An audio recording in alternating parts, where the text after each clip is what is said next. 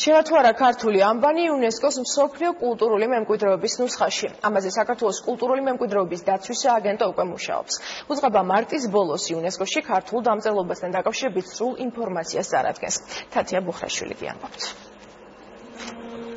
ქართული ამბანის სამი სახეობის სოციალური კულტურა საქართველოს კულტურული მემკვიდრეობის დაცვის სააგენტოს ინიციატივით უკვე არამატერიალური კულტურული მემკვიდრეობის ძეგლის სტატუსის მატარებელია.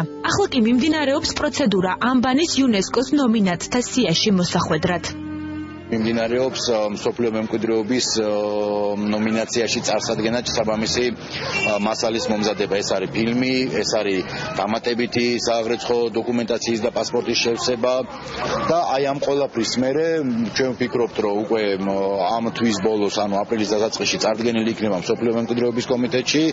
ხელნაწერთა ეროვნული ცენტრის საცავებში ქართული დამწერლობის განვითარების თითქმის ყველა საფეხური არის დაცული. არქივი სულ სამი ტიპის ამბანით, მხედრული, ასომთავრული და ნუსხურით შექმნილ მრავალსაუკუნოვან წიგნებსა და ხელნაწერებს აერთიანებს. ჩვენ გვაქვს სამი სახეობა ქართული დამწერლობისა.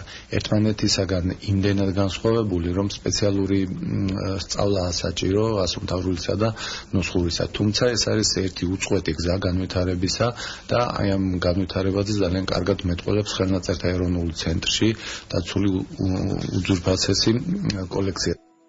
მსოფლიოში არსებულ 14 თანამედროვე და ცოცხალ დამწერლობას შორის ერთ-ერთი ქართულია. ისტორიიდან ცნობილია მეფე ფარნავაზის მიერ დამწერლობის ჩამოყალიბება, მაგრამ ვარაუდობენ, რომ ფარნავაზამდე ამბანი გარკვეული სახით არსებობდა.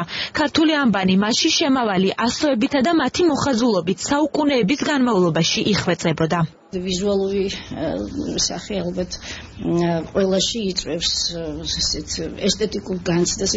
ნამდვილად შესანიშნავი ამბანია, არაჩვეულებრივი პროპორციებით, არაჩვეულებრივი ფორმებით. მარტის ბოლოს იუნესკოში სააგენტო ქართულ ანბანთან დაკავშირებით სრულ ინფორმაციას წარადგენს.